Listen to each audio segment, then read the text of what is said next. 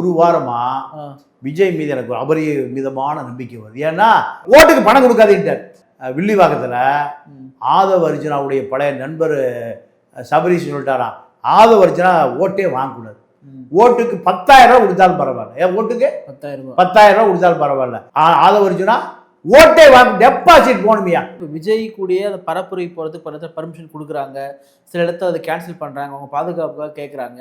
எப்படி இருந்தாலும் விஜய் பார்த்தீங்கன்னா ஒரு குறிப்பிட்ட ஓட்டு வாங்க தான் போறாரு. அது பெரிய தாக்கத்தை ஏற்படுத்துமா? கண்டிப்பாக பெரிய அது பணம் கொடுக்க வர ஓட்டு, அது பணம் கொடுக்க வேணாம், பணம் கொடுக்க வர வாக்கு. இப்போ விஜய் ஓட்டுக்கு பணம் கொடுக்க கண்டிப்பாக பணம் கொடுக்க வேண்டான்ட்டு அதுதான். இப்ப திமுக அதிமுகவை விட விஜய் தான் இப்ப உயர்ந்து நிற்கிறார். பூக்கடை விஜய் அவர்கிட்ட மக்கள் போய் கேட்குறான், என்னங்க இலவசம் ஒன்று கொடுக்கல, குக்கர் கொடுக்கல, ஹாட் பாக்ஸ் கொடுக்கல, பணம் கொடுக்கல, எங்க தலைவர் கொடுக்க வேண்டான்ட்டு எல்லாரும் கொடுத்து கொட்டுறாங்களே, கூட்டிட்டு போறாங்க, எங்களுக்கு கொடுக்க வேண்டாம் எங்க தலைவர் சொல்லிட்டு மாவட்ட செயலாளர்.